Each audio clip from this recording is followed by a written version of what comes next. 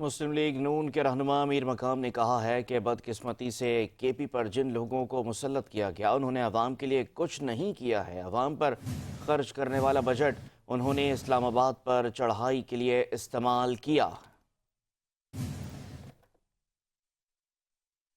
تیسری دفعہ جو لوگ یہاں پر ہماری بدقسمتی صوبے کی جو حکومت تیسری دفعہ یا اس صوبے کا یہ ہسٹری ہے ہی نہیں، مگر بدقسمتی میں سمجھو ہم بدقسمت لوگ ہیں، بدقسمتی سے تیسری دفعہ جو لوگ یہاں پر مسلط ہیں ان کے ایجنڈے میں نہ عوام کی بہتری ہے، نہ عوام کی زندگیوں میں آسانیاں لانی ہے، نہ پاکستان کو مضبوط کرانا ہے، نہ کے پی کے کو مضبوط کرانا ہے۔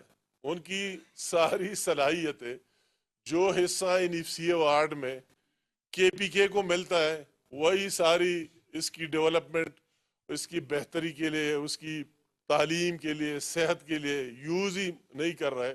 وہ ایک کام پر یوز کر رہا ہے کہ اسلام آباد پر چڑھائی کرے، مرکز پر چڑھائی کرے، اور اسی طرح چیزیں ہر قسم اسی میں وہ لگے ہوئے۔ تو میں یہ اجتماعی کروں گا کہ یہ ہماری بدقسمتی ہے۔ اس کو چاہیے، اس کو ایک کمپیٹ کرنا چاہیے کہ ایک فرد واحد کے خلاف گھومنے پھرنے سے کچھ حاصل نہیں ہوگا۔